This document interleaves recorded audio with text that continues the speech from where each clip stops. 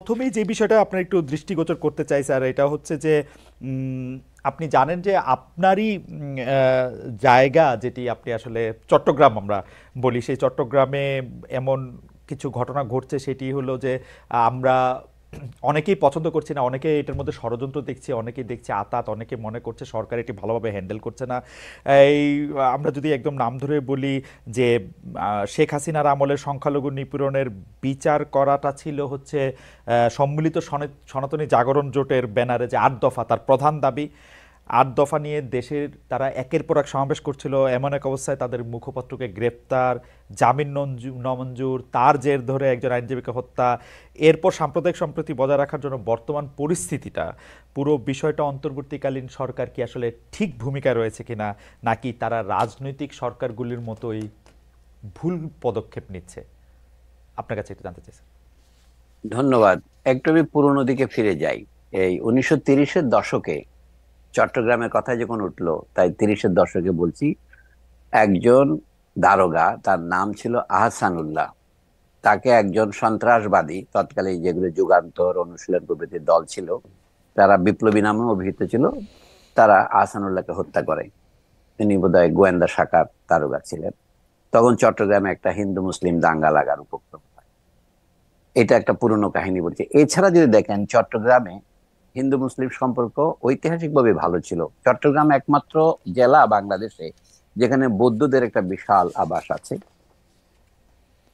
বৌদ্ধ, হিন্দু এবং মুসলমান, এর মধ্যে দেখা যায়, আপনি যদি আব্দুল করিম সাহিত্য বিশারদের বিখ্যাত ইসলামাবাদ বইটা দেখেন, সেই বইটা 1919-20 সনে তিনি পত্রিকায় লিখেছিলেন।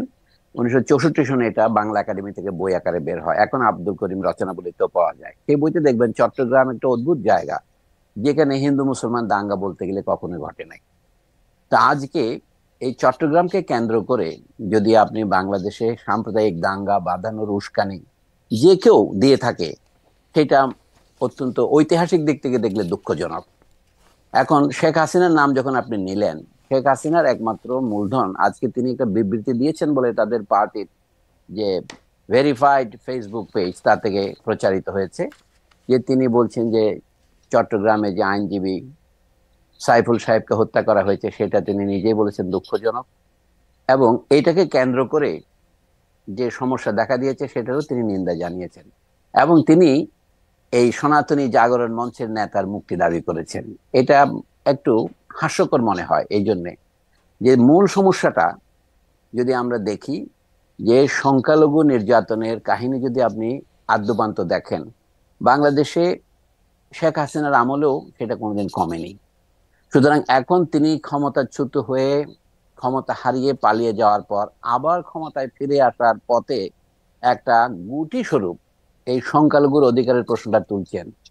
তিনি একা তুললে তো একটা কথা ছিল, বলবো এটা পতিত স্বৈরাচারের স্বদেশ প্রত্যাবর্তনের একটা অজুহাত মাত্র। কিন্তু দুঃখজনক বিষয় হচ্ছে, আমাদের পুরা দক্ষিণ এশিয়া উপমহাদেশে এই একটা দেশের ভিতরের পরিস্থিতি আরেকটা দেশে প্রভাব বিস্তার করে।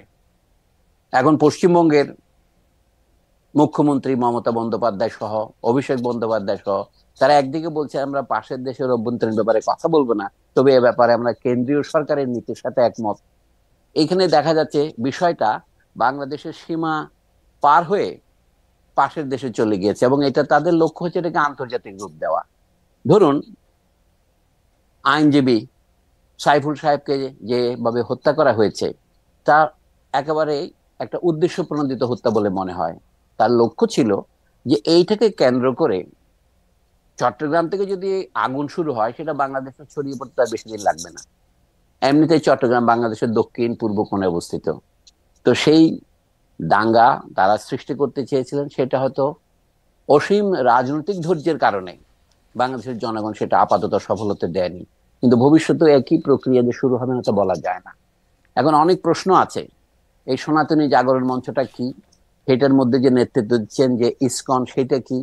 তারপরে যে ভদ্রলোক এর নেতৃত্ব দিচ্ছেন, যাকে বলা হচ্ছে চিন্ময়, তিনি কি? এই সমস্ত অনেকগুলো প্রশ্নের অনুসন্ধানের এখানে আবশ্যক আছে। তবে আমি সাবিক রাজনৈতিক ভাবে বলবো, এইটা হচ্ছে শেখ হাসিনার ক্ষমতাচ্যুত হওয়ার পর থেকেই আমাদের পাশের দেশের যে সংবাদপত্র এবং অন্যান্য সামাজিক যোগাযোগ মাধ্যম তারা বারবার প্রকাশ চেষ্টা করছে বাংলাদেশের সংখ্যালঘু নির্যাতন হচ্ছে।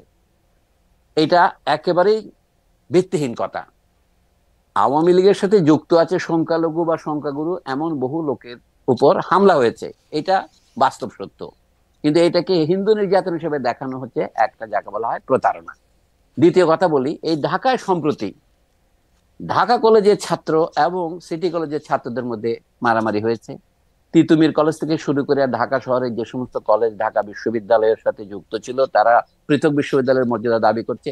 সেই যে হামলাগুলো হয়েছে, যেগুলিকে দমনের জন্য এমনকি সেনাবাহিনী নামাতে হয়েছে, সেগুলো আমাদের পাশের দেশের সংবাদ মাধ্যমে কিভাবে রিপোর্ট করা হয়েছে, বলা হয়েছে এগুলো হিন্দু মুসলিম সংঘর্ষ। এই যে সাম্প্রদায়িক উস্কানির ইতিহাস, এটা পুরনো নয়। তো বর্তমানে শেখ হাসিনা যদি ক্ষমতায় ফিরে আসবার জন্য সাম্প্রদায়িক উস্কানিকেই মাধ্যম হিসেবে ব্যবহার করেন, এটা যে তার আমলের যে ব্যাপক হত্যা সংঘটিত হয়েছে, যেটাকে লোকে গণহত্যা বলছে, সেইটাকে কি তিনি জায়েজ করার জন্য এটা বলছেন? এটা তো বিস্ময়কর ব্যাপার। স্যার, প্রশ্নটার একটা লেজ ছিল যে সরকার এটাকে ঠিকমতো হ্যান্ডেল করছে কিনা, এটা যদি একটু বলতেন। আরেকটা যদি আপনি বলতেন যে তাকে ইসকন থেকে বাদ দেওয়া হয়েছিল, সংবাদ সম্মেলন করে বলা হয়েছে, প্রেস রিলিজে বলা হয়েছে, এবং সেটা এই সরকারের আমলেও না, সেটা সাবেক সরকারের আমলে, তারপরও তাকে ইসকনের সাথে ট্যাগ করা এবং তাকে ইসকন নেতা বলতে বলা, এইটার ব্যাপারটা যদি একটু বলতেন।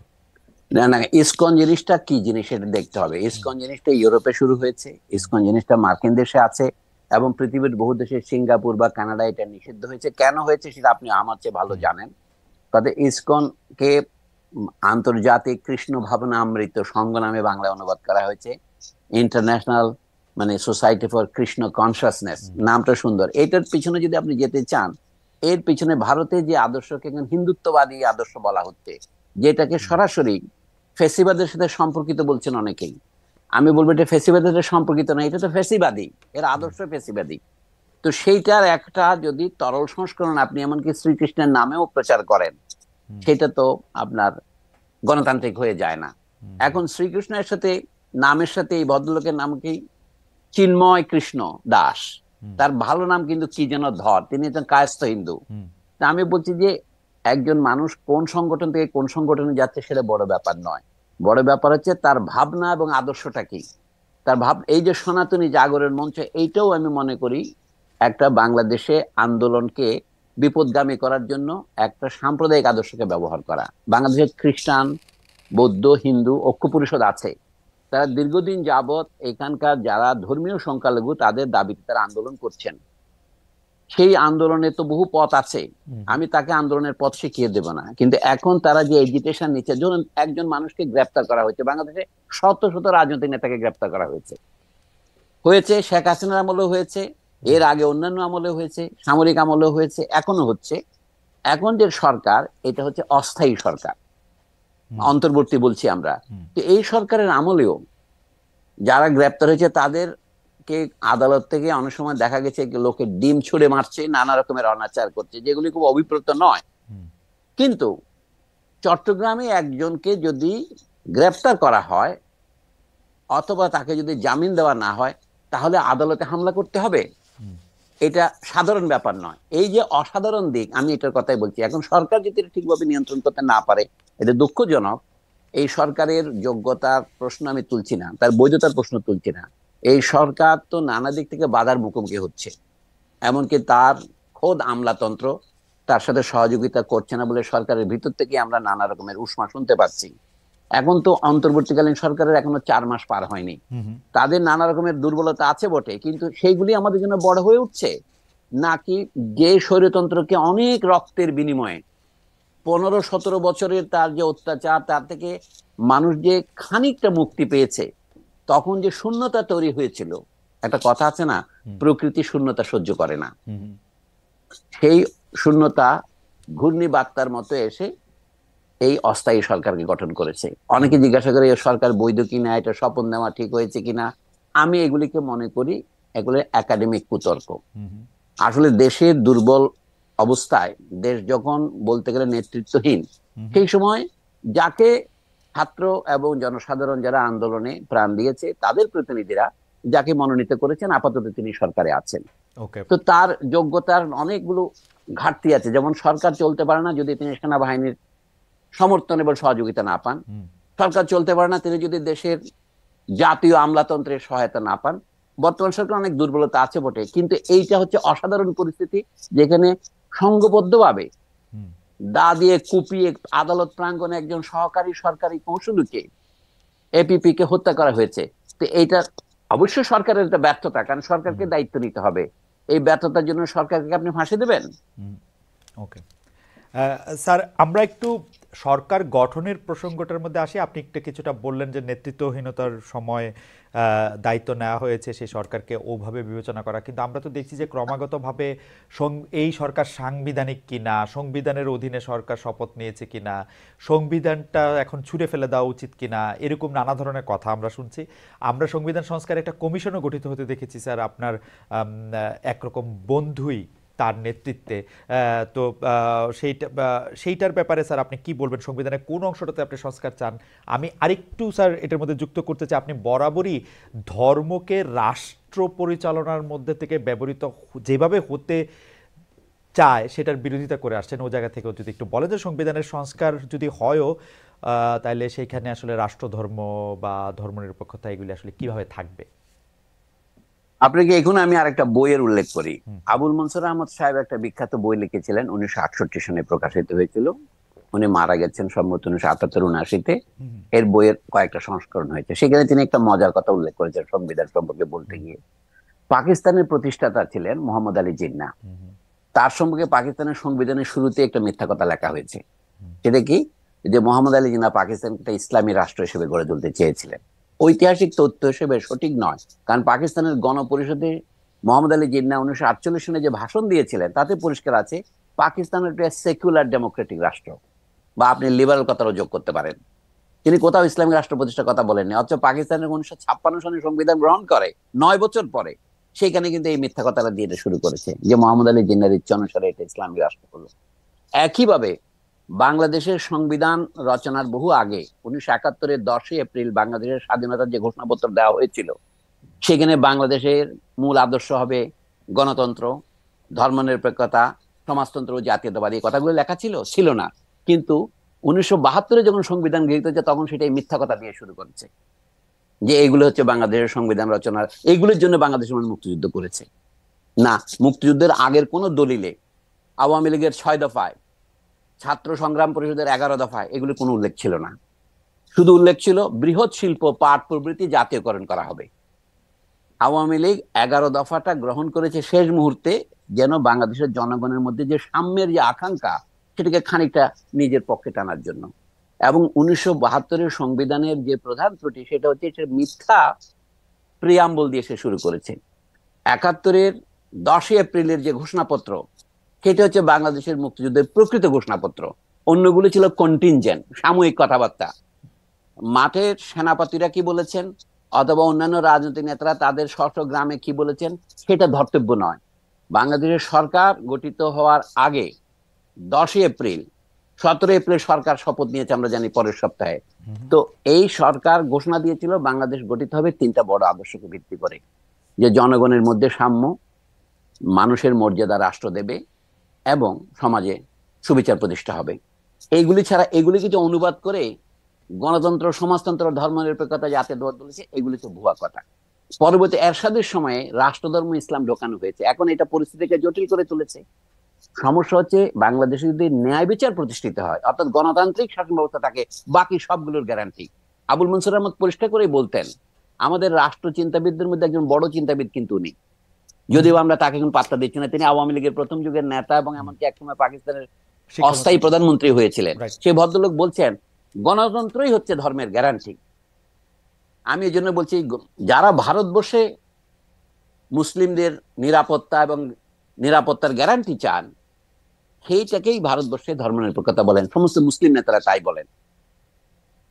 আসাদুদ্দিন ওয়াইসি থেকে শুরু করে আপনার এবং আজাদ কাশ্মীরের অথবা কাশ্মীরের নেতারা পর্যন্ত, ভারতের দিল্লির শাহী মসজিদের ইমামরা পর্যন্ত সকলে কিন্তু চান। কিন্তু বাংলাদেশে তাহলে আপনি কেন সেই আদর্শ থেকে বিচ্যুত হচ্ছেন? আমি বলছি ন্যায় বিচারের মধ্যেই, গণতন্ত্রের মধ্যেই ধর্মের গ্যারান্টি আছে। সকল ধর্মের ধর্ম পালনের স্বাধীনতা, এটা হচ্ছে বাংলাদেশের মুক্তিযুদ্ধের আসল গ্যারান্টি ছিল। মুক্তিযুদ্ধে কি বলেছিল? আমরা বৌদ্ধ, আমরা খ্রিস্টান, আমরা হিন্দু, আমরা মুসলমান, আমরা সবাই বাঙালি, এই ছিল স্লোগান মুক্তিযুদ্ধের। কিন্তু মুক্তিযুদ্ধের পরে আমাদের সংবিধানে যে জিনিসটা পরিবর্তন করা দরকার, আপনি জিজ্ঞাসা করেছেন তাই বলছি, বাংলাদেশের অধিবাসীগণ বাঙালি বলে পরিচিত হইবেন, এটা কিন্তু মুক্তিযুদ্ধের চেতনার পরিপন্থী। বাংলাদেশের অধিবাসীগণ বাঙালি এবং অবাঙালি নির্বিশেষে বাংলাদেশের জনগণ বলে পরিচিত হইবেন। অসুবিধাটা কি? আর সংবিধান নিয়ে আমাদের বন্ধুরা অনেকে না বুঝে অনেক ধরনের অপকথা বলছেন। যেমন আমাদের বামপন্থী বন্ধুরা বলছেন যে এই সংবিধানের যে নাম আছে, মানে সরকারের অথবা দেশের নাম কি, গণপ্রজাতন্ত্রী বাংলাদেশ সরকার, সুতরাং গণপ্রজাতন্ত্রী বাংলাদেশের সংবিধান। তারা গণপ্রজাতন্ত্রীর কথাটা পছন্দ করছেন না। এখানে আনিসুজ্জামান সাহেবরা যারা বাংলায় লিখেছেন, তারা এখানে একটা ঐতিহাসিক ভাবে একটা আমি পক্ষপাতিত্বের পরিচয় দিয়েছিলেন। সেটিকে গণপ্রজাতন্ত্রকে তারা এক শব্দ বানাইছে, জার্মানের মতো এবং সংস্কৃতের মতো। কিন্তু বাংলা ভাষাতে জার্মান এবং সংস্কৃত থেকে মুক্ত হয়েছে। গণ এবং প্রজাতন্ত্রী যে দুটো আলাদা শব্দ, সেটা তারা করেননি। আপনি বলছেন তাতে কি এসে যায়, এটা থেকে ব্যাকরণের তর্ক। এটা ব্যাকরণের তর্ক জন্য আমি বলি, পিপলস রিপাবলিক অফ বাংলাদেশ, এইটা কিন্তু দুটো শব্দ, পিপলস রিপাবলিক। তো বাংলাদেশে গণ এবং প্রজাতন্ত্র আলাদা করলে অসুবিধা কি? অসুবিধা নেই, এইটাই হলো বাংলা ভাষার নিয়ম। সংস্কৃতে হলে গণপ্রজাতন্ত্রী হবে। আনিসুজ্জামানদের বায়াস ছিল সংস্কৃতের প্রতি। আনিসুজ্জামান বাংলা ভাষার যে ক্ষতিটা করেছেন, এটা হচ্ছে তার একটা প্রমাণ। গণ প্রজাতন্ত্রীকে দু শব্দ না করে এক করেছেন। এখন আপনাকে বলি, অনেকে বলে যে আমাদের এটা প্রজাতন্ত্রী রাখলেই তো হয়, গণ দরকারটা কি? সেটাই বলি। চীন বলে একটা দেশ আছে, এটার নাম পিপলস রিপাবলিক অফ চায়না। আমি চীনা ভাষা জানি না, ইংরেজিতে বলছি। এটা আমরা গণপ্রজাতন্ত্রী চীন বলতে কোনো আপত্তি করেছে কেউ? বাংলা ভাষা কেউ করে নাই। কিন্তু চীনারা কিভাবে লিখবে? গণপ্রজাতন্ত্রকে দু শব্দ লিখবে না এক শব্দ লিখবে? আমি ওকে দু শব্দ লেখাটাই নিয়ম, ওরা দু শব্দই লেখা হয়। আপনি সব চীনা ভাষণ দেখেন, বাংলা চীনারা যে অনুবাদ করে। কিন্তু এটা হলো কেন, গণ কেন আসলো? তাইওয়ান, যেটা তথাকথিত জাতীয়তাবাদী চীন নামে পরিচিত ছিল, সেটার নাম কি? Republic of China. ওটা চীন প্রজাতন্ত্র, আর এটা প্রজাতন্ত্রী চীন। তার আগে গণনা লাগলে আধা হয়, একটা পিপলস রিপাবলিক আর একটা রিপাবলিক। আপনি কোরিয়া দেখেন, দক্ষিণ কোরিয়া হচ্ছে রিপাবলিক অফ কোরিয়া, উত্তর কোরিয়া কি? Democratic socialist Republic of Korea. আমি যে কথাগুলো বোঝা দরকার। আরেকটা কথা বলি, পরিবর্তন যে কিছু হয় না সেটা যে সত্য নয়। উদাহরণ দেই, বাংলাদেশ শব্দটা 1971 সর্বত্র, আমি তখন 12-13 বছরের যুবক, কিশোর বলতে পারেন।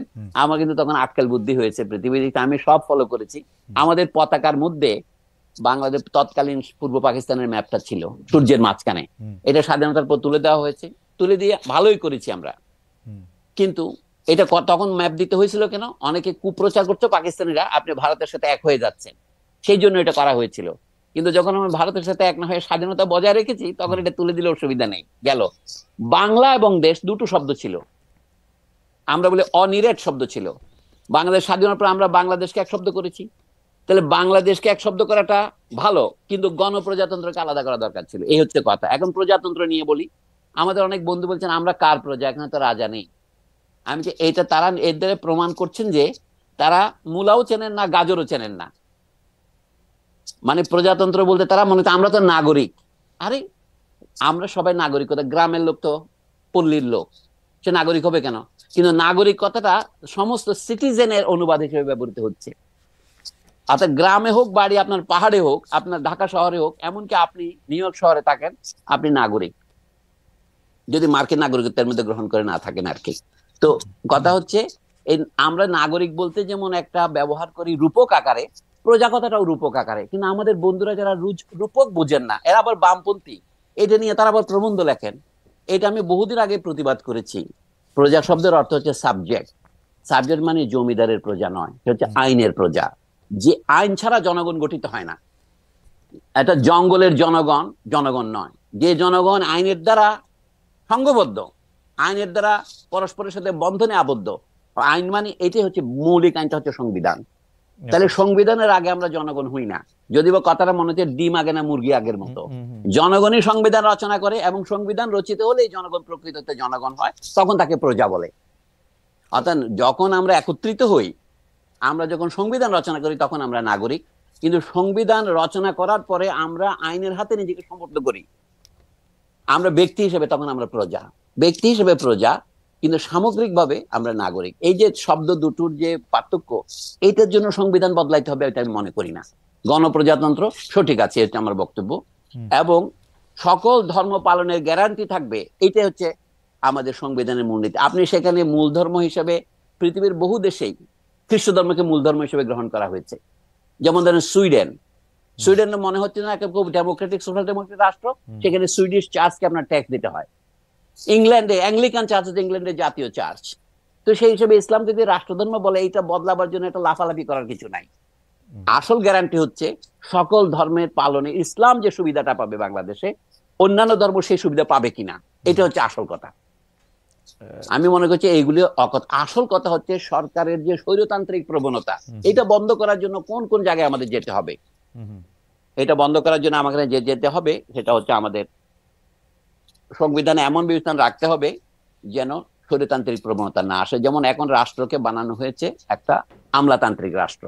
নির্বাহী বিভাগ, নির্বাহী শব্দটা আবুল মনসুর আহমদ পছন্দ করতেন না, উনি বলতেন শাসন বিভাগ বললেই তো হয়তো। এই যে নির্বাহী কথা, উপজেলা নির্বাহী ম্যাজিস্ট্রেট বানাইছেন ইউএনও, আপনারা এই সংবিধান থেকে এই শব্দ নিয়েছেন।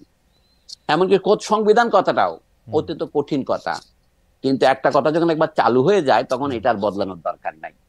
ইতিহাসে একটা জিনিস আছে, একবার চালু হয়ে গেলে সেটা চলে। তো নির্বাহী বিভাগকে প্রধান করে যে সংবিধান লিখেছি তাতে একটু গোড়ায় আছে, আমরা জনগণের নির্বাচিত সরকার দ্বারা যদি পরিচালিত হতে চাই, নির্বাচন প্রধান প্রতিনিধি কারা? সংসদ, পার্লামেন্ট। তো সেটা কেন সংবিধানের পঞ্চভাগে গেল? অর্থাৎ এই সংবিধানের প্রবণতাই ছিল শুরু থেকে স্বৈরতান্ত্রিক। সবচেয়ে বড় স্বৈরতান্ত্রিক প্রবণতা হলো জনগণের নির্বাচিত প্রতিনিধির ক্ষেত্রে নির্বাচনটা বড় ব্যাপার নয়, যে দল তাকে মনোনীত করবে সেই দলই বড়। এইটাকে সংবিধানে সেই কুখ্যাত ৭০ ধারা। এটা করার জন্য তারা উদাহরণ দিয়েছে, পাকিস্তানে আমলে হর্স ট্রেডিং হতো, অর্থাৎ নেতাদেরকে কেনা বেচা হতো। আপনি লক্ষ্য করেছেন ১৯৭১-এর গোড়ায় ৭০-এর নির্বাচনে জেতার পর ঢাকার তৎকালীন রেস কোর্স, পরবর্তীকালে যেটা সোহরাওয়ার্দী উদ্যান করেছে, সেখানে আওয়ামী লীগ থেকে নির্বাচিত সকল পাকিস্তান জাতীয় পরিষদ এবং প্রাদেশিক পরিষদের সদস্য, তখন দক্ষিণাঞ্চলের নির্বাচন হয়নি ওই যে ঝড়ের জন্য, প্রায় ৪০০-র চেয়ে কিছু বেশি সদস্য দাঁড়িয়ে শপথ নিয়েছিল, আমরা ৬ দফার প্রতি আমাদের অঙ্গীকার ভঙ্গ করব না। কি জন্য নিয়েছিল এটা? ওই সদস্যরা যদি পাকিস্তানিদের হাতে বিক্রি হয়ে যায়। সেজন্য শেখ মুজিব সাহেব সবাইকে শপথ করিয়েছেন, নিজেও শপথ করেছেন যে আমরা ৬ দফা বাস্তবায়িত করব। কারণ পাকিস্তান চাপ দিচ্ছিল আপনারা ৬ দফার ক্ষেত্রে ছাড় দেন, কারণ ওটা তো রেফারেন্ডাম ছিল। আমি এখনো বলছি সেই রেফারেন্ডাম থেকে অভিজ্ঞতা নেওয়ার জন্য যেন সদস্যরা আত্মবিক্রয় না করেন, সেই জন্য তিনি ৭০ ধারাটা যোগ করেছিলেন বলে তখন বলেছিলেন। পরে এর ফল বিষময় হয়েছে। অর্থাৎ যে এলাকার জনগণ আপনাকে নির্বাচিত করেছে তাদের নির্বাচন করাটা যেন কিছুই নয়। আপনার পার্টি যদি মনোনয়ন প্রত্যাহার করে অথবা আপনাকে পার্টি থেকে বহিষ্কার করে অথবা আপনি পদত্যাগ করেন, তাহলে আপনার সদস্যপদ চলে গেল, তাহলে জনগণের ভোট দেওয়ার অধিকারটা রইল কোথায়? এই জন্য বলছি রাজনৈতিক দলগুলির মধ্যে সংস্কার করতে হবে। আমাদের বর্তমান সংবিধানের সবচেয়ে বড় দুর্বলতা হচ্ছে পলিটিক্যাল পার্টি বলে যে জিনিসটা আছে ওখানে, সেটার উপরে নিয়ন্ত্রণ নাই দেশের জনগণের।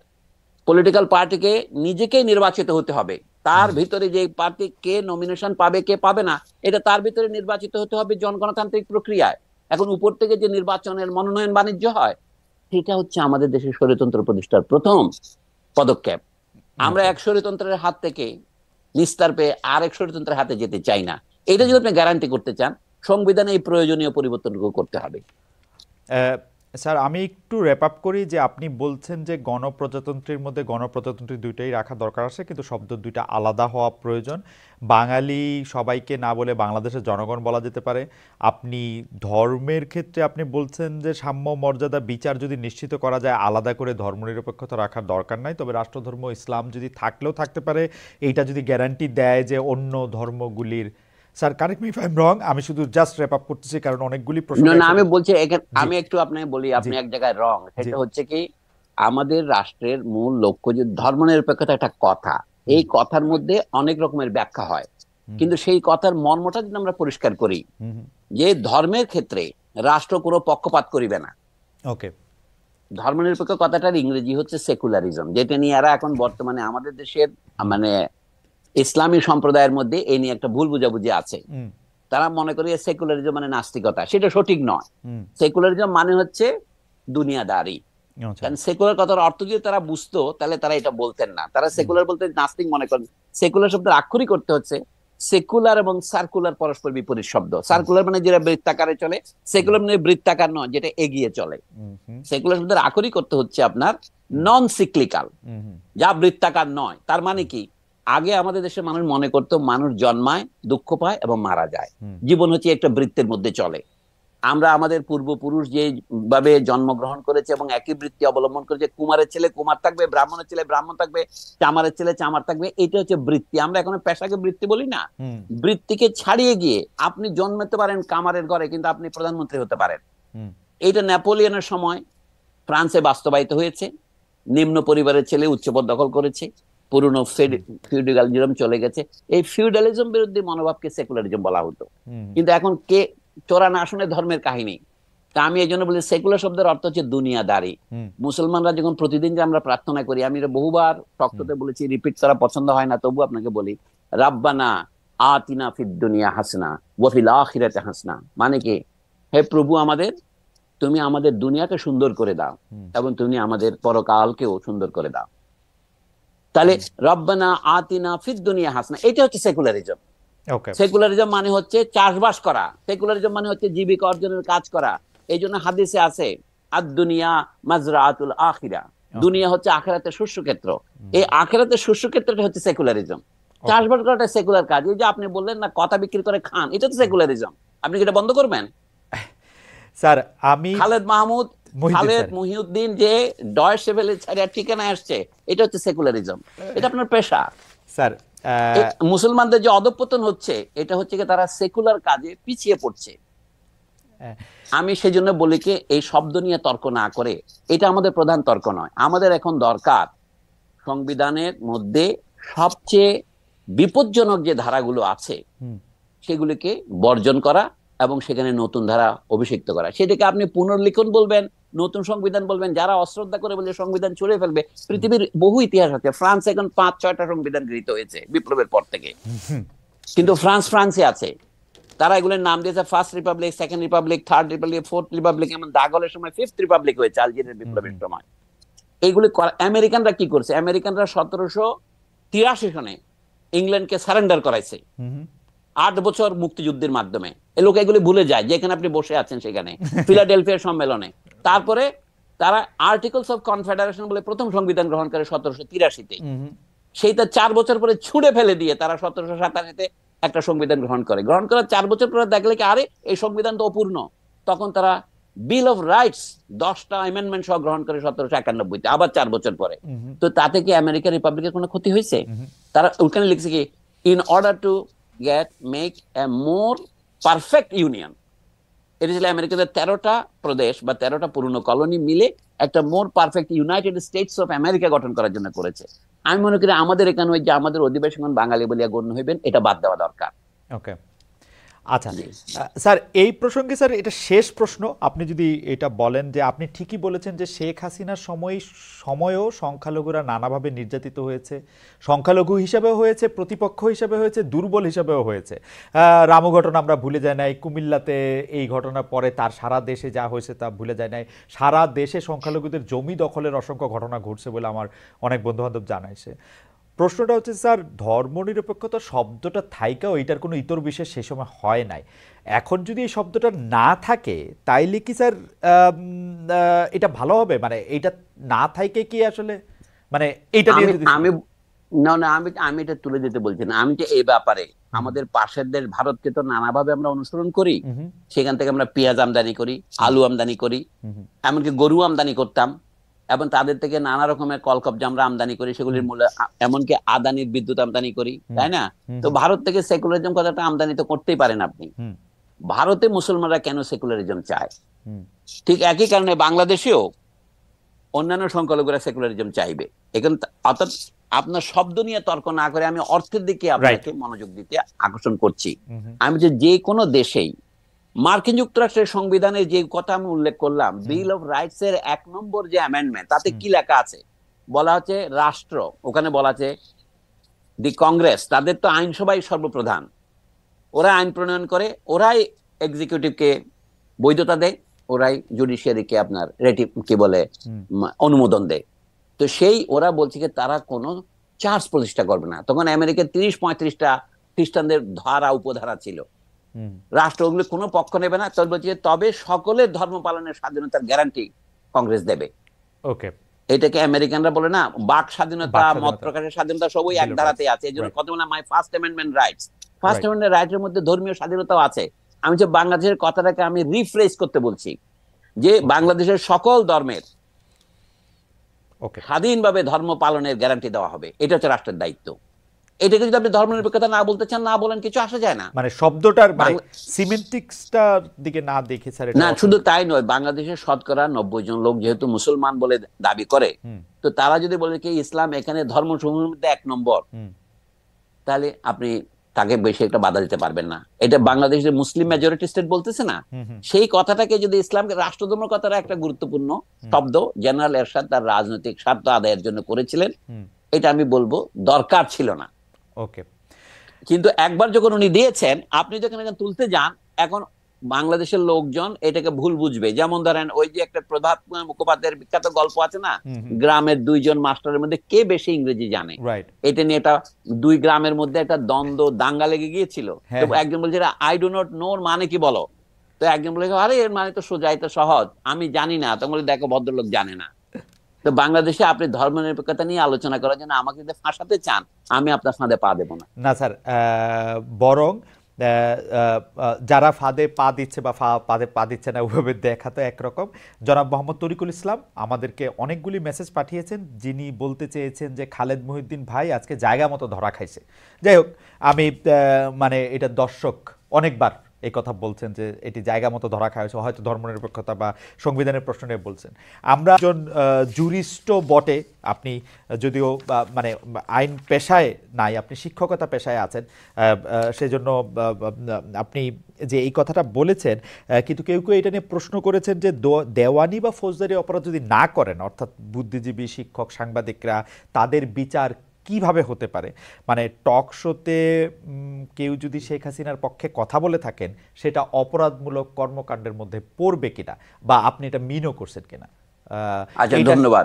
এটার সাথে স্যার একটু যদি এটার সাথে জড়ো করে, প্রথম আলো, ডেইলি স্টারের বিরুদ্ধে নানা ধরনের কথা, পক্ষে কথা, তারা আসলে ভারতের মুখাপেক্ষী কিনা, সেই জন্য তাদের বিরুদ্ধে আন্দোলন চলতে পারে কিনা, তাদেরকে ঠেকানো দরকার কিনা, সেটি নিয়েও একটু কথা হচ্ছে। এই দুটো যদি একসাথে বলেন। আজ আপনার প্রশ্ন শুনে রাখলাম, একসাথে তো এত কথা বলা যায় না, আমি একটা বলি। জি স্যার। আওয়ামী লীগ সমর্থক বুদ্ধিজীবীদের বিচার করার কথাটা আমি ওভাবে বলি নাই। আমি বলেছি যে এই যে 16 জুলাইয়ের পর থেকে, আবু সাইদকে হত্যা করার পর থেকে ছাত্রদের আন্দোলন দানা বেঁধে উঠছিল। আপনি জানেন কয়েকদিনের মধ্যেই আন্দোলনকারী ছাত্রদেরকে বিশ্ববিদ্যালয়ের প্রাঙ্গণ থেকে বের করে দিয়েছিল সরকারি দলের ছাত্র গুন্ডা বাহিনী। এটা তো আপনি জানেন।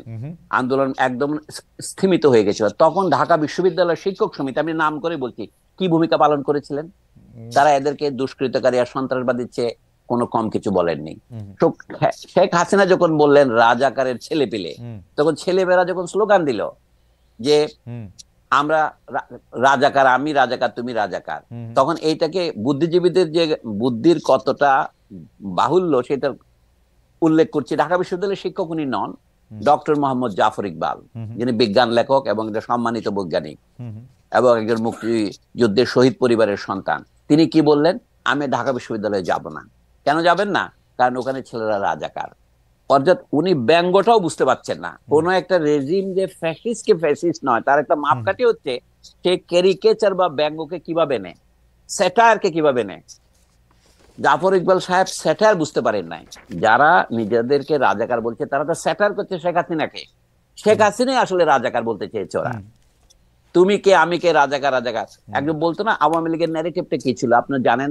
বললো কি একটা সরকারের ধারাবাহিকতা দরকার, সেই জন্য শেখ হাসিনার সরকারকে বারবার দরকার, উন্নয়নের জন্য একটা ধারাবাহিকতা দরকার। এই যে আদর্শ, এটা তো ভুল আদর্শ।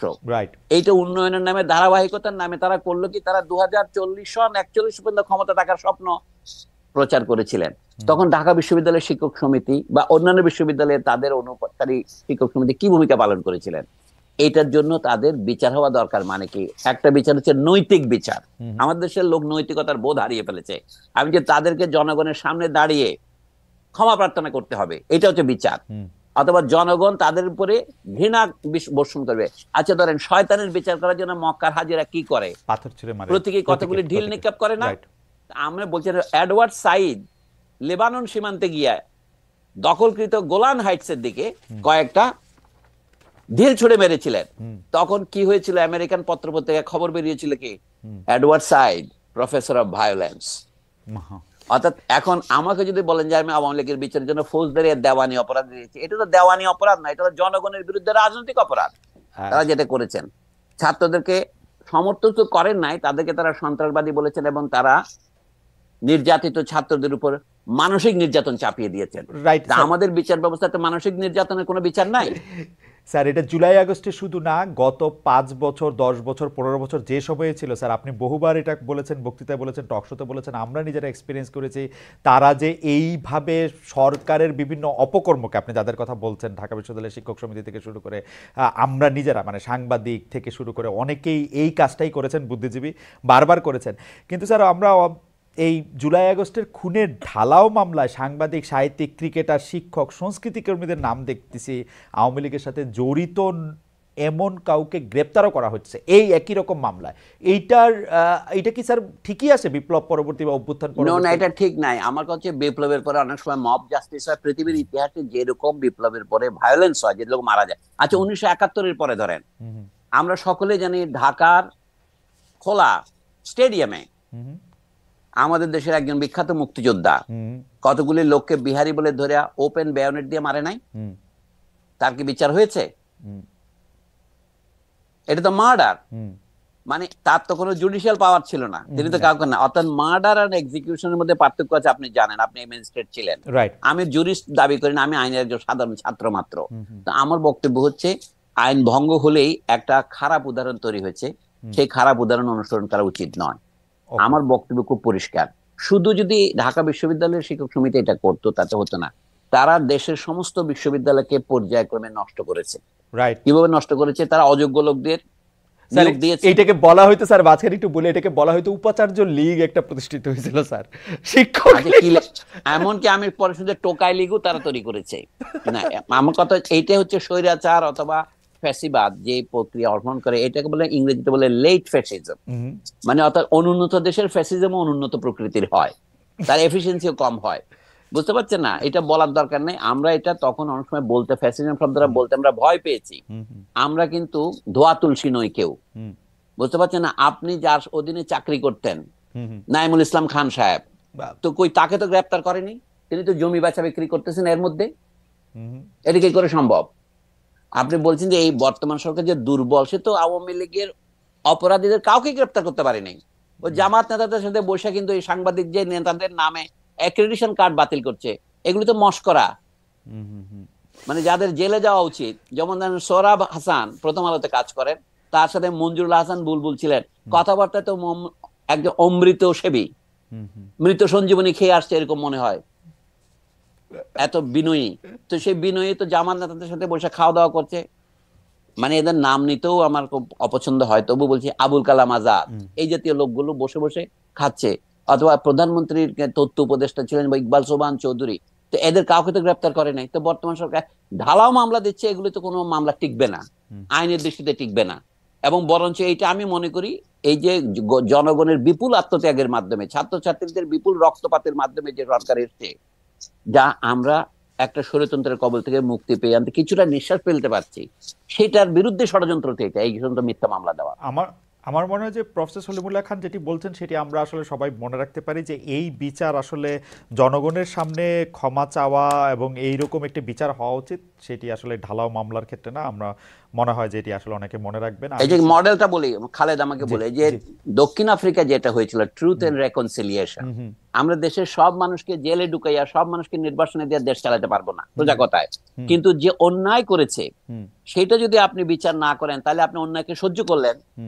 রবীন্দ্রনাথ ঠাকুর আমাদের সকলের শ্রদ্ধেয়, অন্যায় যে করে আর অন্যায় যে সহে, তব ঘৃণা যেন তারে তৃণ সমদহে।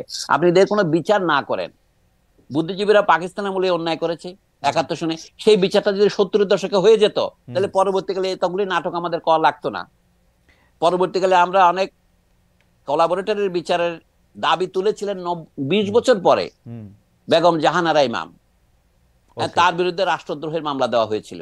দেখেন কিন্তু তার দাবিটা তখনই গ্রাহ্য হলে দেশে পরবর্তীকালে অনেকগুলি নাটক হতো না। হেফাজতের নাটক, শাহবাগের নাটক, এখন যেগুলো শাহবাগী টাবাগে বলতেছে, এগুলি মূল কথা হচ্ছে একটা ঘা যখন পুরনো হয়ে যায় তখন তা পচতে থাকে। এটা পচা শামুকে কাটা পায়ের মতো।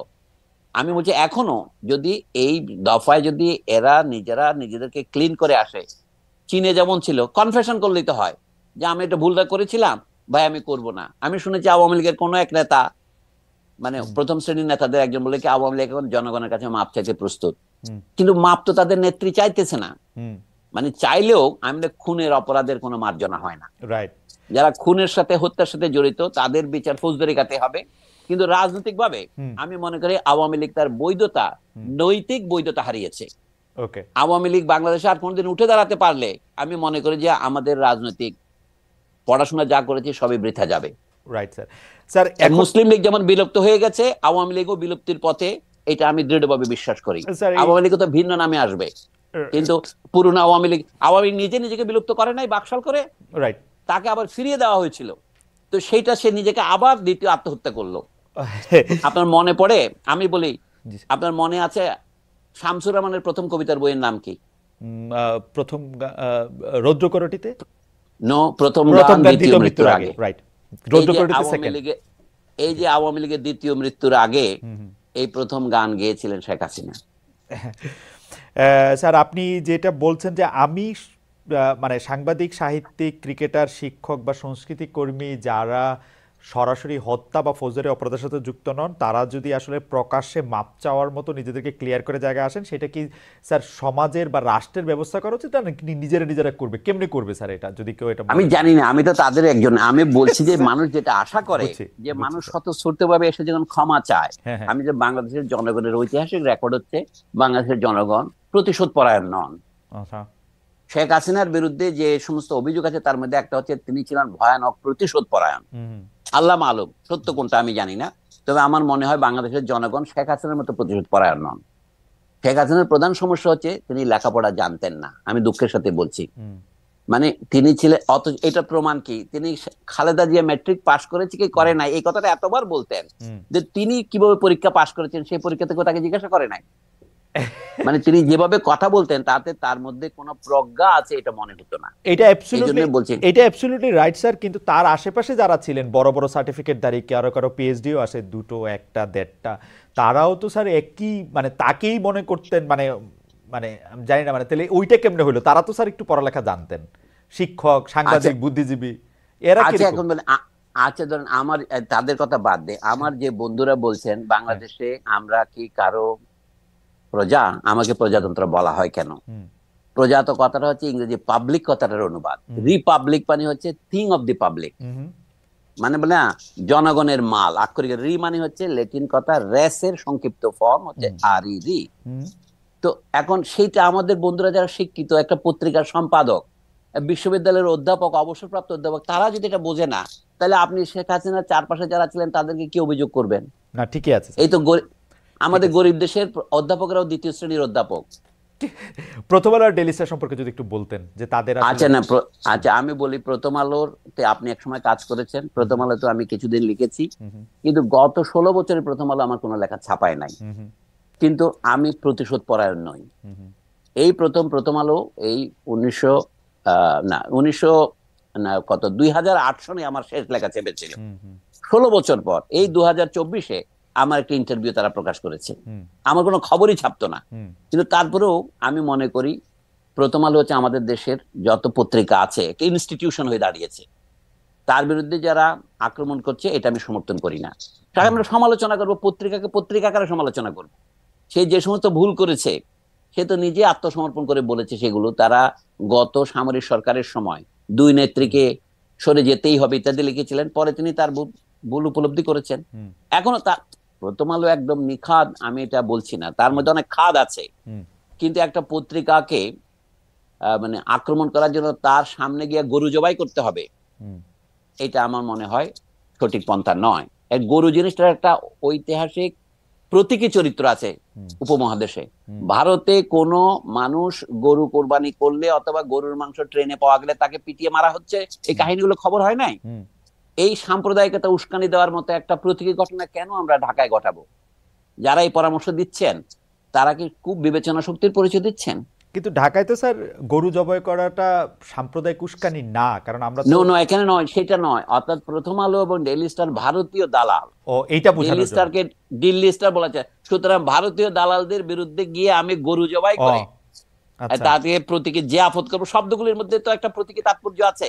এটা যারা প্ল্যান করেছেন তারা কিন্তু এটা ভেবে চিন্তাই করেছেন। না কিন্তু স্যার অনেকে আবার বলছেন যে প্রথম আলো সম্পাদক বা ডেইলি স্টার সম্পাদক, আপনি ঠিকই বলেছেন স্যার, 2008 সালের পর থেকে আপনার লেখা ছাপে না, আরো অনেকের লেখা ছাপে না, তাদের সাথে কোনো রকম মানে সেই প্রসঙ্গে স্যার না যায়, কিন্তু ঘটনা হচ্ছে যে প্রথম আলো বা ডেইলি স্টার এটিকে খুব উইটি হিসাবে নিতে পারতো কিনা, আরেকটা গরু দিতে পারতো কিনা, যে এটিও জব করো না, উৎসব আমি করো। আমার মনে হয় সে অতটা উইটের অবকাশ তাদের নাই। আচ্ছা। আমি আমার কথাটা বললাম একটা বোঝার জন্য। হুম হুম। প্রথম আলোকে সাপোর্ট করার জন্য তার পক্ষে গিয়ে দাঁড়িয়ে একটা স্লোগান দেওয়ার মতো আমার মেজাজ নাই।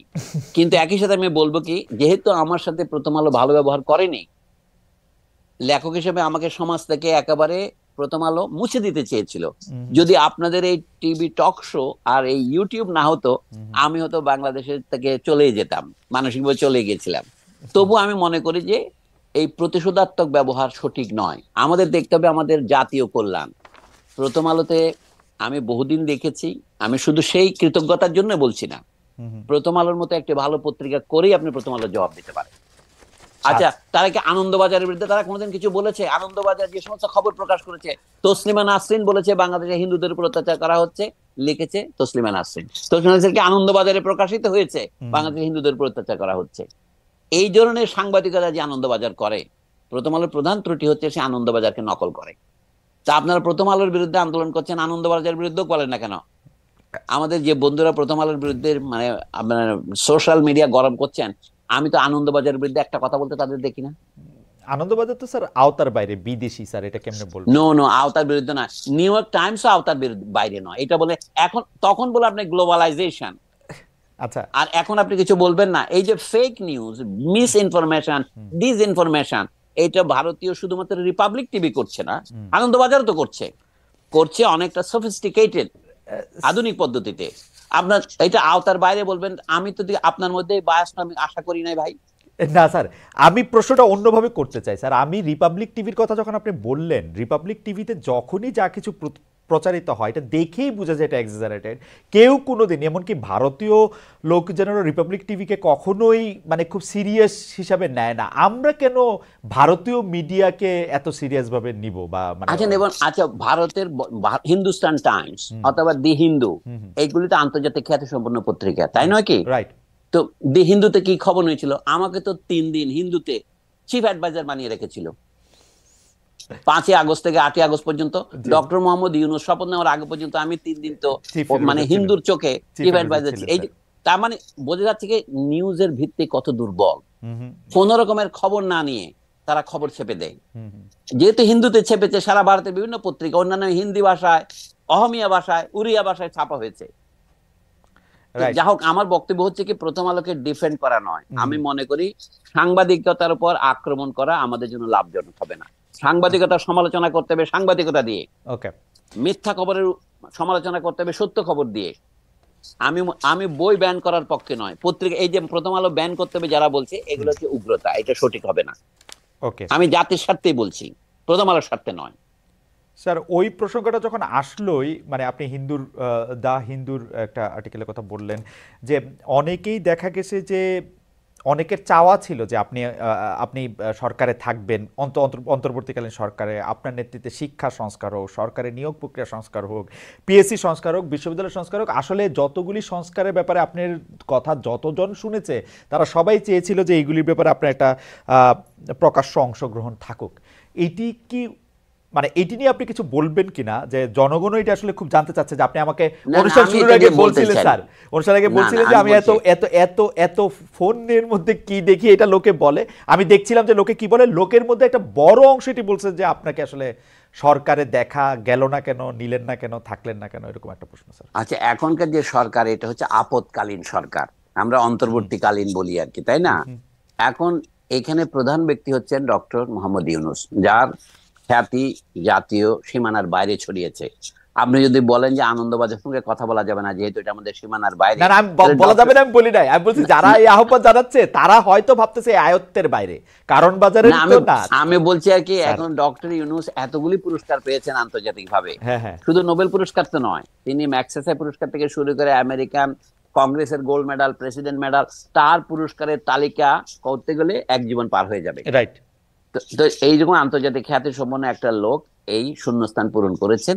এখন তিনি যখন প্রধান উপদেষ্টা, আমাদের দেশে আপনি জানেন প্রধানমন্ত্রী যেমন তার মন্ত্রীদের নির্বাচন করেন, তিনি তার উপদেষ্টাদের নির্বাচন করবেন, এটা তার এখতিয়ার, তাই না? তো এখন কথা হচ্ছে জাতির সেবা করার জন্য তিনি যাদেরকে যোগ্য মনে করেছেন তাদের নিয়েছেন, তাতে আমাদের আপত্তি করার কিছু থাকতে পারে না। অ্যাজ অফ রাইট মানুষ কত কিছু আশা করতে পারে, সেটা বড় ব্যাপার নয়। তবে জাতির সেবা করার পথ, এই যে আপনি ডয়েশে বেলে, আপনি ছিলেন ইন্ডিপেন্ডেন্ট টিভিতে, তার আগের কথা বাদ দিলাম, প্রথম আলোতে কাজ করেছেন, সরকারি চাকরি ছেড়েছেন আপনি, এখন আপনি দিকে নিউ ইয়র্কের ঠিকানা একটা প্রাইভেট পত্রিকায় গিয়ে কাজ করছেন।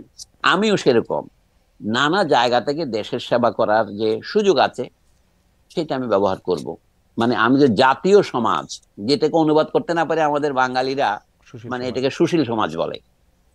আমাদের শিক্ষা দীক্ষার যে কত অন্যায় অবনয়ন হয়েছে তার একটা প্রধান হচ্ছে লোকে সিভিল সোসাইটি অনুবাদ করতে পারে না, পলিটিক্যাল ইকোনমির অনুবাদ করতে পারে না, পলিটিক্যাল ইকোনমি অনুবাদ করে রাজনৈতিক অর্থনীতি, তাতে বোঝা যায় সে নিজে যে আসলে দেউলিয়া, এটাই প্রমাণ করে। বাংলাদেশের বুদ্ধিজীবী সমাজ প্রায় দেউলিয়া, কারণ সবাই দিকে অনুবাদ করে। তৃতীয় হচ্ছে প্রজাতন্ত্র। আমি তিনটা শব্দ, সস্তার তিন অবস্থা বলে না, আমাদের সুশীল সমাজ, রাজনৈতিক অর্থনীতি এবং নাগরিক তন্ত্র। আমাদের এক বন্ধু বলে এটার নাম হবে সর্বজনতন্ত্র, কারণ সর্বজন শব্দটা তার প্রিয়।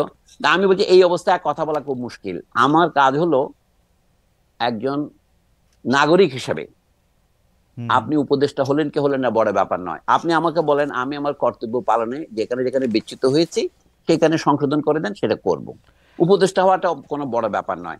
দেশে ভবিষ্যতে নির্বাচন হবে, আমি মনে করি যারা নির্বাচিত হয়ে আসবে, এখন এটাই হচ্ছে গুরুত্বপূর্ণ প্রশ্ন।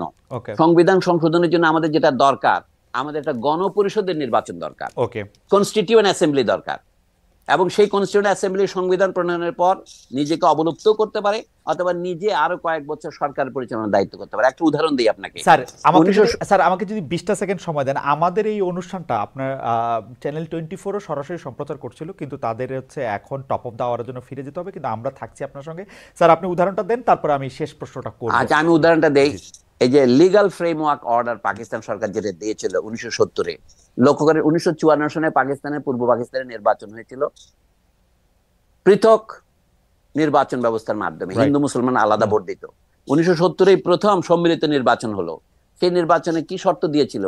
120 দিনের মধ্যে সংবিধান প্রণয়ন করতে হবে, যদি না পারে তাহলে প্রেসিডেন্ট এটাকে বাতিল করে দেবেন। তারপরে তখন নির্বাচন যখন হলো, আওয়ামী লীগ যখন নিরঙ্কুশ বিজয় অর্জন করলেন পাকিস্তানি গোয়েন্দাদের সমস্ত ভবিষ্যৎবাণীকে ব্যর্থ করে দিয়ে, তখন পাকিস্তান সরকার নানা রকমের নেগোসিয়েশন শুরু করলো, আমরা 6 দফা গ্রহণ করব না। কিন্তু তার আগে তারা কিন্তু কোনো আপত্তি করে নাই। লক্ষ্য করার বিষয়, 6 দফার ভিত্তিতে নির্বাচন হয়েছে, কিন্তু 120 দিনের মধ্যে যদি সংবিধান প্রণয়ন করতে না পারতো আওয়ামী লীগ ধরুন, তাহলে তো এই কনস্টিটিউয়েন্ট অ্যাসেম্বলি বাতিল করে দিত। ওইটা ছিল নির্বাচন, ছিল কনস্টিটিউয়েন্ট অ্যাসেম্বলির নির্বাচন। কিন্তু তাহলে শেখ মুজিব কেন দাবি করলেন আমাকে এখনই পাকিস্তানের প্রধানমন্ত্রীর ক্ষমতা দিতে হবে? মানে যে আমি সেই জন্য বলছি, বর্তমানে আমাদের একটা দ্বিধা দেখা দিচ্ছে কবে নির্বাচন হবে। আসলে নির্বাচন হতে হবে, নির্বাচন না হলে বর্তমান সরকার কিন্তু নিয়ন্ত্রণ করতে পারবে না। প্রশ্নটা হচ্ছে নির্বাচনটা কখন হবে, এটা আমরা এখনো জানি না। কিন্তু আরেকটা প্রশ্ন হচ্ছে নির্বাচনটা কোন শর্তে হবে। এই নির্বাচনে যারা নির্বাচিত হয়ে আসবেন তারা সংবিধান প্রণয়ন করবেন। আপনি জানেন 1947 সনের ভারতীয় স্বাধীনতার পর ভারত 3 বছর নিয়েছিল, এত দক্ষ ভারত সরকার 3 বছর নিয়েছিল সংবিধান প্রণয়ন করতে, আর পাকিস্তান 9 বছর নিয়েছিল। কিন্তু 1972 সনে শেখ মুজিবের সরকার 1 বছরের মধ্যে এই সংবিধান প্রণয়ন করেন। কিন্তু দ্রুত করলে একটা কথা আছে না, জাস্টিস হারিড ইজ জাস্টিস বেরিড। অতি তাড়াতাড়ি সংবিধান প্রণয়ন করে তিনি তখন হাততালি দিয়েছিলেন, কিন্তু সংবিধানটা ছিল মারাত্মক ত্রুটিপূর্ণ। তারপরে যে এতগুলি সংশোধনী হলো, কিন্তু সেই মারাত্মক ত্রুটি দূরীভূত হয়নি। এই সংবিধানে শ্রমিকদের ধর্মঘটের অধিকার নাই, এই সংবিধানে বাক স্বাধীনতার উপর নানা রকমের 6 প্রকার নিষেধাজ্ঞা দেওয়া হয়েছে। এই সংবিধান তো গণতান্ত্রিকই না, কাজে সংবিধানকে গণতান্ত্রিক করতে হবে। কিন্তু এটা করবে কে? অথরিটি। এই বর্তমান ইনসারেকশনারি সরকার যদি সংবিধানকে বাতিল ঘোষণা করতো, সামরিক সরকার যেমন করে, তাহলে এক কথা ছিল। যেহেতু তারা বাতিল করেননি, তারা সংবিধানের অধীনে শপথ নিয়েছেন। ওকে। এখন তাদেরকে অবশ্যই কনস্টিটিউয়েন্ট অ্যাসেম্বলি নির্বাচন দিতে হবে। সেই নির্বাচন, একটা পদ্ধতি আছে বাংলাদেশে তথাকথিত রেফারেন্ডাম দেওয়া, এটা কিন্তু মারাত্মক হবে। রেফারেন্ডাম অনেক দল মানবে না, আমি যতটুকু বুঝতে পারি। বরঞ্চ হবে নির্বাচন দিয়ে। এখন যে আমার বন্ধুর কথা বললেন ডক্টর আলী রিয়াজ সাহেব, তার সাথে আবার দেখাও হয়েছে, আমাকে ডেকেছিলেন সাক্ষ্য দেওয়ার জন্য, আমি কথাও বলেছি। তো তাদেরকেও আমি এই পরামর্শ দিয়েছি, সংবিধানটা হবে সংক্ষিপ্ত, সংবিধানে এত কথা থাকা না। এখানে অডিটর এন্ড কন্ট্রোলার জেনারেল, নির্বাচন কমিশনের গঠন, এত কথা সংবিধানে কোথাও থাকে না পৃথিবীতে। এখানে একটা অদ্ভুত ধরনের খিচুড়ি সংবিধান লিখেছে, লোকে প্রশংসা করে। ডক্টর কামাল হোসেন খুব বিরাট সংবিধান বিশেষজ্ঞ, এই সংবিধান বলে তো আমার মনে তুমি সংবিধান বিশেষজ্ঞ বলেই মনে হয় না আমার। এবং আনিসুজ্জামানের যে বাংলা, সেটা তো অত্যন্ত জগা খিচুড়ি বাংলা, ও তো বাংলা ভাষাও আয়ত্ত করেনি। এই কথাতে আমি আর যাচ্ছি না। বাংলাদেশে একটা সহজ বুদ্ধ ভাষায় জনগণের জন্য সবচেয়ে গুরুত্বপূর্ণ যে তিনটা জিনিস, আইনসভা, রাষ্ট্রপতি অথবা প্রধানমন্ত্রীর প্রশাসন এবং বিচার বিভাগ, এই তিনটাই হচ্ছে সংবিধানের মূল অঙ্গ। আর এর প্রথমে থাকবে যে অধিকারগুলো জনগণ কখনোই আত্মসমর্পণ করবে না বা ছেড়ে দেবে না। এই তো সংবিধানের মোট 4টা ভাগ। প্রথম ভাগ হচ্ছে মৌলিক অধিকার, দ্বিতীয় ভাগ হচ্ছে সংবিধান অথবা গঠনতন্ত্র, যার মধ্যে আছে আইনসভার গঠন, মানে সেটা এককক্ষ হবে না দ্বিকক্ষ হবে, কথায় কথায় বললাম। সদস্য সংখ্যা 300 হবে না 400 হবে, এগুলি পুনর্বিবেচনার অবকাশ আছে, যেহেতু এখন জনসংখ্যা বাড়ছে। তো আমি বলছি যে সংবিধানের প্রয়োজনীয় সংশোধনীটা কে করবে? এটা করতে পারে একমাত্র গণপরিষদ। Right sir. গণপরিষদ করার, সেই গণপরিষদের পরে আবারও নির্বাচন হতে পারে, কারণ বছরে 2বার নির্বাচন হতে পারে। গণপরিষদ যখন সংবিধান গঠন করে যাবে, তখন ইট উইল ডিসলভ ইটসেলফ। যারা সার্থকভাবে কনস্টিটিউশন তৈরি করবে, তখন তারা আবার নির্বাচন দিয়ে আসবে। স্যার, এখানে আমার শেষ প্রশ্ন, সকল বিবেচনাতেই তো বোঝা যাচ্ছে যে অন্তর্বর্তীকালীন সরকার, যাদের আসলে জনগণের ম্যান্ডেট জিজ্ঞেস করলে যারা বলে যে জুলাই গণ অভ্যুত্থানই তাদের ম্যান্ডেট, তাদের তো আসলে সংবিধানটা সংস্কার করার কথা না। গণতান্ত্রিকভাবে নির্বাচিত হয়ে যারা আসবে তারাই সংবিধান সংস্কার করবে, সেটা আপনিও বলছিলেন। এবং প্রয়োজনে না, এইটাই প্রয়োজন যে গণপরিষদে সেটিকে জানতে চেয়ে তারপরে সেটি করবে। সেই ক্ষেত্রে এই সরকার আসলে সংবিধান সংস্কারের দায়িত্বটা নিল কেন নিজের হাতে? এবং জিজ্ঞেস করলে তারা খুব ক্ষেপে যায় স্যার। তারা বলে তো জুলাইতে আন্দোলন কি হয়েছে এক স্বৈরাচারকে বাদ দিয়ে আরেক স্বৈরাচারকে আনার জন্য, তাহলে তো বিএনপিকে আনার জন্য আপনি পাগল হয়ে গেছেন। এগুলি কথাবার্তা শুনতে হয় স্যার। তারা এই সংস্কারে না না, আমি এই সমস্ত অনির্ধারিত কথা নিয়ে মন্তব্য করব না। আমি শুধু দুটো উদাহরণ দিই আপনাকে। পৃথিবীর যে সমস্ত দেশে বড় বড় বিপ্লব হয়েছে, ইংল্যান্ডে হয়েছে, এর আগে নেদারল্যান্ডসে হয়েছে, এরপরে ফ্রান্সে হয়েছে, রাশিয়ায় হয়েছে, চীনে হয়েছে, আর ছোটগুলি বাদ দিচ্ছি আমি। এইগুলিতে হচ্ছে কি, যেমন রাশিয়ার উদাহরণটাই দেন, যেটাকে আমরা বলেছি সমাজতান্ত্রিক বিপ্লব। তার আগে এটা গণতান্ত্রিক বিপ্লব সেখানে হয়েছিল। যারকে যখন ক্ষমতাচ্যুত করা হয় 1917 সনের ফেব্রুয়ারি মাসে, তখন একটা অস্থায়ী সরকার হয়েছিল ক্যারেনস্কি নামক এক ভদ্রলোকের নেতৃত্বে। 8 মাসের মধ্যে অক্টোবর মাসে, রাশিয়ার অক্টোবর মানে আমাদের নভেম্বর মাসে আবার বিপ্লব হয়ে যারা ক্ষমতা গ্রহণ করে, তারা কিভাবে সংবিধান প্রণয়ন করেছিল?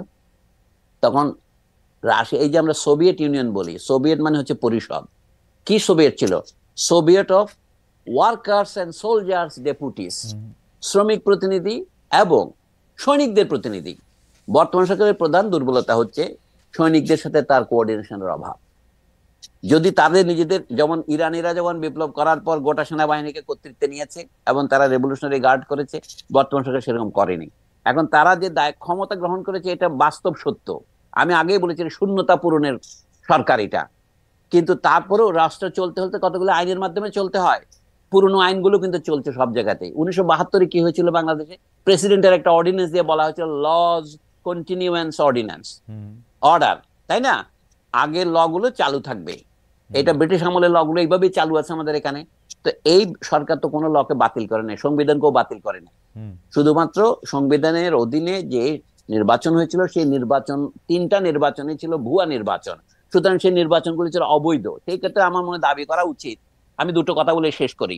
সংবিধানের চেয়ে গুরুত্বপূর্ণ হচ্ছে দেশের যে বিপুল পরিমাণ সম্পদ বিদেশে পাচার হয়েছে সেটা ফিরিয়ে আনা, এবং যে সমস্ত অবৈধ এবং অসম চুক্তি হয়েছে, সেটা হতে পারে ভারতের সাথে, সেটা হতে পারে আমেরিকার সাথে, সেটা হতে পারে চীনের সাথে, সেই সবগুলো বাতিল করার এখতিয়ার বর্তমান সরকারের আছে। যুক্তি কি?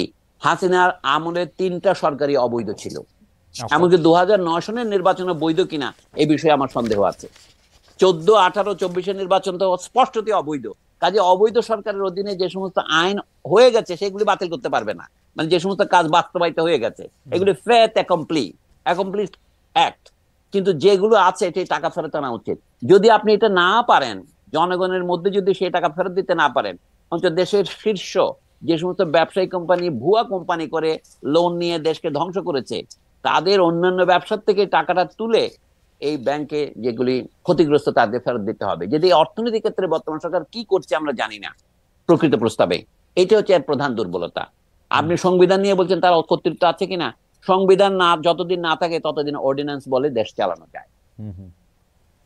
এবং তারপরে সংবিধান যদি পূর্ণাঙ্গ সংবিধান করতে চায়, এই সরকার সংবিধান ঘোষণা করতে পারে। যেন আইয়ুব খানের সরকার কিভাবে সংবিধান ঘোষণা করেছিল 1962 সনে, তারা 56 সনের সংবিধানকে বাতিল করেছিল। তখন বিশ্বের বড় বড় হান্স ক্যালসেন প্রভৃতি বড় বড় পণ্ডিতদের ধরে এনে বলেছিলেন যদি আইয়ুব খানের বিরুদ্ধে কেউ বিদ্রোহ না করে তাহলে তার এটা বৈধ। আমি যে বর্তমান সরকার যদি নতুন কোন সংবিধান প্রবর্তন করে যে জনগণ তার বিরুদ্ধে বিদ্রোহ না করে তাহলে এটা বৈধ হয়ে যাবে। মানে বৈধতার দুটো পথ আছে, একটা হচ্ছে হ্যাঁ বাচক, একটা হলো না বাচক। কেউ যদি না বলে, অর্থাৎ ডবল না হলে হ্যাঁ হয়ে যায়, এই আর কি। আপনি এটা আইন করলেন, কেউ এটাকে না বললেন না, এটা আইন হয়ে যাবে। স্যার আমাদের আসলে নির্ধারিত সময় শেষ, কিন্তু যেহেতু দর্শকদের মধ্যে অনেকেই আপনাকে আরেকটু বেশি শুনতে চান, আমরা স্যার আপনার আর 1-2 মিনিট একটু নিব স্যার।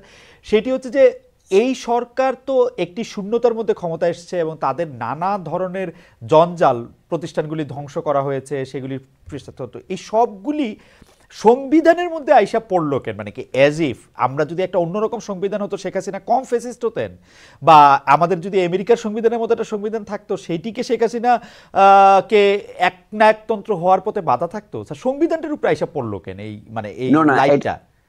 আচ্ছা, সংবিধানটার উপরে এসে পড়লো যে কারণ সংবিধান হচ্ছে বহিঃপ্রকাশ। মানুষ যখন জ্বর দেখে তখন মানুষ কি করে, জ্বর পট্টি দেয়।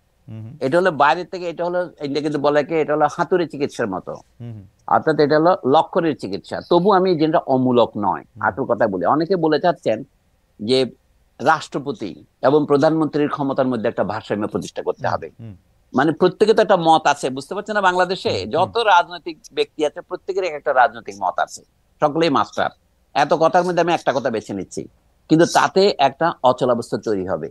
যদি ইতিহাস থেকে আমরা একটু একটু শিক্ষা গ্রহণ করি, ধরুন মার্কিন যুক্তরাষ্ট্রের প্রেসিডেন্টকে এত ক্ষমতা দেওয়া হলো কেন? দেওয়া হলো যে তখন এই প্রশ্ন উঠেছিল প্রেসিডেন্টের ক্ষমতাকে খর্ব করার উপায় কি, প্রেসিডেন্ট যেন স্বৈরাচারী হয়ে না ওঠেন। যেমন যুদ্ধ ঘোষণা করার ক্ষমতা প্রেসিডেন্টকে দেওয়া হয়নি, কিন্তু তবু আমরা জানি ভিয়েতনামে 20 বছর যুদ্ধ মার্কিন যুক্তরাষ্ট্র চালিয়েছেন, 1954 থেকে 1975 পর্যন্ত। কিভাবে চালিয়েছেন? এটা একটা ল এন্ড অর্ডার অপারেশন, যুদ্ধ কিন্তু করে নাই। অর্থাৎ সারা দুনিয়া জানে ভিয়েতনাম ওয়ার, আমেরিকার যে কোনো আপনি পত্রিকা দেখেন ভিয়েতনাম ওয়ার, কিন্তু আমেরিকান সরকার কিন্তু এটাকে ওয়ার বলে স্বীকার করেনি। এমনকি 1966 সনে জাতিসংঘের যে international covenant on civil and political rights, সেটাতে আছে 20 নম্বরে যে কেউ আগ্রাসী যুদ্ধ পরিচালনা করতে পারবে না। আমেরিকা বলে না, আমরা এটা পরিচালনা করবো। এই জন্য তারা বহুদিন এটা রেটিফাই করে নাই। 1990-91 পর্যন্ত তারা এটাকে নন রেটিফাই করে রেখেছিল। তারপরে তারা 7-8টা রিজার্ভ ক্লজ দিয়ে ওটা রেটিফাই করেছে। মানে তারা যুদ্ধ ঘোষণার অধিকারটা রাখতে চায়। আমি বলছি এই যে বিপুল ক্ষমতা প্রেসিডেন্টের আছে, সেটাকে নিয়ন্ত্রণ করে কি আমেরিকায়? কংগ্রেস। আমাদের সংবিধানের প্রধান ত্রুটি হচ্ছে এখানে নির্বাচনকে রিগিং করা যায়, ইঞ্জিনিয়ার্ড ইলেকশন করা যায়। এটা প্রধানমন্ত্রীর অধীনে থাকলেও হবে, প্রেসিডেন্টের অধীনে থাকলেও হবে। উদাহরণ দিয়ে বলি, শেখ মুজিবুর রহমান প্রথমে এসেছিলেন প্রেসিডেন্ট হয়ে, তার অনুপস্থিতিতে তাকে রাষ্ট্রপতি ঘোষণা করা হয়েছিল। তিনি যখন ফিরলেন কয়েকদিনের মধ্যে, তিনি 2 দিনের মধ্যে পদত্যাগ করে প্রধানমন্ত্রী হলেন। তারপরে তিনি যে শাসন চালালেন, তারপরে তিনি 1975-এ এসে তিনি নিজেকে আবার প্রেসিডেন্ট ঘোষণা করলেন। আপনি বলুন এখন কোন আমলে স্বৈরাচার কম হয়েছে, শেখ মুজিবের প্রধানমন্ত্রীত্বের আমলে না রাষ্ট্রপতিত্বের আমলে? না স্যার, আসলে কি খুব আসলে কি তাতে কোনো পার্থক্য হয়? না স্যার, হয় না। আমি যেটি বলতে চাইছিলাম যে স্যার, শেখ হাসিনা কি ইভেন আমি যদি ধৈর্যও নেই এই সংবিধানটা একটা খুবই খারাপ সংবিধান, কিন্তু শেখ হাসিনা কি সংবিধান মাইনা গুম করছেন? শেখ হাসিনা কি সংবিধান মাইনা ইলেকশন রিগিং করছেন? মানে সংবিধানে যা, আমি সেটাই বলছি, সংবিধান হচ্ছে জাতীয় সমাজের বহিঃপ্রকাশ, ইংরেজিতে বললে আর কি এক্সপ্রেশন অফ সিভিল সোসাইটি। আমাদের এখানে সিভিল সোসাইটি দুর্বল। সিভিল সোসাইটি কাকে বলে? বিশ্ববিদ্যালয়ের শিক্ষকরা যদি এরকম চাটুকার হন, তোষামতকারী হন, তাহলে সেখানে রাজনীতিতে তো স্বৈরাচার প্রতিষ্ঠিত হবেই, বুঝতে পারছেন? আচ্ছা, শুধু তাই নয়, আমাদের ধরেন ডাক্তারদের 2টা সংগঠন হয়ে গেল, একটা হলো ড্যাব, একটা স্বাধীনতা চিকিৎসা পরিষদ। আপনি উদাহরণ দিয়ে বলছি, সাংবাদিক সমিতিগুলো বিভক্ত হয়ে গেল, আপনি নিজে দেখেন না এগুলো? দেখি। আচ্ছা, টেলিভিশন যেগুলোকে পারমিশন দেওয়া হলো সেগুলো কি ভূমিকা পালন করলো? আপনাকে আপনার টেলিভিশনের মালিক, একদা মালিক, কি করে আপনাকে স্টুপিড বললো? এটা কি সম্ভব? প্রশ্নটা স্টুপিড বলছে আমাকে না। না, না, আমি মনে করি অ্যাপারেন্টলি না, না, অ্যাপারেন্টলি আপনাকেই বলেছে। আপনি স্টুপিডের মতো প্রশ্ন করছেন কেন? তার মানে আপনি স্টুপিডই। রাইট। আর না, আপনাকে এটা বলার দুঃসাহসটা হলো কিভাবে? কারণ দুঃসাহসটা হইল হচ্ছে যে আমার কাছে যেটা মনে হয় যে শেষ দিকে আইসে বা গত 5 বছর 7 বছরে আওয়ামী লীগের বা আওয়ামী লীগের কাঠামোর মধ্যে যারা আছেন তাদের দুঃসাহস আসলে বাড়ছিলই। না, না, বাঁচার কারণ আছে। আমি এখনই বলি, দেশে যে বিপুল পরিমাণ অর্থ পাচার হলো, এটা বাংলাদেশ ব্যাংকের ভিতর দিয়ে হলো। আপনারা জানেন বাংলাদেশ ব্যাংকের যে সুইফট কোড, এটা কমপক্ষে কমপক্ষে বলছি 6-7 স্তরের আপনার পাসওয়ার্ড দিয়ে যেতে হয়। রাইট। আজকে শুনলাম উগান্ডার সেন্ট্রাল ব্যাংকও হ্যাকিং হয়েছে। তার মানে এই যে দুর্বল দেশে এটা হয় আমাদের, কিন্তু আমাদের দেশ তো উগান্ডার মতো তো দুর্বল দেশ না। ওখানেও উগান্ডাতে যে ডিক্টেটর ছিলেন ইদি আমিন, তো বাংলাদেশে শেখ মুজিব তো তার চেয়ে অনেক বেশি জনপ্রিয় নেতা ছিলেন। তো শেখ মুজিবের আমলে যা হয়েছে, কথাটা খেয়াল করেন, তো সেটা হাসিনার আমলে সেটা বহুগুণে বর্ধিত হলো কি করে? আমি বলি history repeats itself, first as a tragedy then as a farce. হাসিনাটা তো ফার্স হলো এই জন্য তিনি তো বাপের মতো প্রাণ দিতে পারলেন না, তিনি তো পালিয়ে গেলেন। হ্যাঁ স্যার, এইটা খালি শেষ কথা বলি স্যার, একদা স্যার আপনি এই ভূখণ্ডে, আমি এখন যে দেশে আছি সেখানে অনেক দিন কাটাইছেন স্যার, আপনি এখানে পড়ালেখা করছেন, পড়াইছেন, পড়ছেন। এদের এখানে আসলে হ্যাকিং জিনিসটা এটা হইতে পারে, কিন্তু বাংলাদেশে এটা কেন হয়েছে? এদের এখানে স্টেট ব্যাংক অফ মানে এদের স্টেট ব্যাংকেরও স্যার নানা। আরে ভাই, আমি তো বলছি হ্যাকিং তো হয়েছে অল্প টাকা, হ্যাঁ, বুঝতে পারছেন না? তারপরে বিপুল পরিমাণ টাকা বছরে 17 বিলিয়ন করে চলে গেছে। যদি বাংলাদেশ ব্যাংকের বর্তমান গভর্নরের কথা একেবারে ভুল না হয়, তাহলে এটা কি করে সম্ভব? ডক্টর দেবপ্রিয় ভট্টাচার্য গতকাল কোথাও বলেছেন, আমি পত্রিকা আজকে দেখলাম, যে এই টাকাটা যদি ফেরত নিয়ে আসতে না পারেন তাহলে আপনি কিসের বিকল্প সরকার হয়েছে? এটা খুব কথা না, এটা ভালো কথা বলছে, এটা গুরুত্বপূর্ণ কথা, এটা করতে হবে। আমার কথা হচ্ছে কি, দেশের ব্যাংকিং খাতটাকে ধ্বংস করে দিয়েছে, দেশের বিদ্যুৎ খাতটাকে ধ্বংস করে দিয়েছেন। মানে গ্রাফিক ভাষায় দেবপ্রিয় বলেছেন যে আমাদের দুটো কিডনি নষ্ট করে ফেলেছে। একটা হচ্ছে দেশের ফিনান্সিয়াল সিস্টেম, আর একটা দেশের এনার্জি সিস্টেম। আসলে তো এই অপরাধ তো অমার্জনীয়, অথচ এটাকে বলা হয়েছে উন্নয়ন। রাইট, আশ্চর্য ব্যাপার। এবং উন্নয়নের জন্য বলা হচ্ছে, উন্নয়নের জন্য একটা ধারাবাহিকতা দরকার, কন্টিনিউটি দরকার, এবং তাই না? এবং অনেক শিক্ষিত শিক্ষক বুদ্ধিজীবীরাও এই কথায় মানে এই জায়গায় সুরে সুর মেলাইছে। তোষামধ্যে কি প্রকারে যায়? বাংলাদেশ ব্যাংকের এককালীন গভর্নর ডক্টর আতিউর রহমান, তিনি একা বঙ্গবন্ধুর উপর 180টা বই লিখেছেন। সত্যি নাকি স্যার? 180টা 180টা বই লিখেছেন তিনি। তারপরে গত 3 বছরে লিখেছেন, অর্থাৎ বাংলাদেশ ব্যাংকের গভর্নর পদ হারানোর পর একা 21টা না 23টা বই লিখে তিনি ঢাকা বিশ্ববিদ্যালয়ে এমেরিটাস প্রফেসর হওয়া উপলক্ষে তৎকালীন ভাইস চ্যান্সেলর ডক্টর আখতারুজ্জামান বা তারপরে কে যেন হয়েছিল, মাকসুদ কামাল, তার কাছে উপহার দিতে গেছেন। স্যার, সকল কল্পনাকে, সকল কার্টুন ছবিকে, সকল কমিককে আমরা সবাই মিলে ছাড়াই গেছিলাম স্যার। একজন, এবং এতগুলি বই তিনি বঙ্গবন্ধু সম্পর্কে লিখলেন, যে বঙ্গবন্ধু সম্পর্কে এমন কি লেখার আছে যে বাংলাদেশ ব্যাংকের গভর্নরশিপ ছাড়ার পরে তিনি এতগুলি বই লিখেছেন, আবার সেগুলি বহন করে নিয়ে গিয়ে উপহার দিচ্ছেন। অর্থাৎ একটা দেশের অধঃপতন কোন পর্যায়ে গেলে এটা হতে পারে।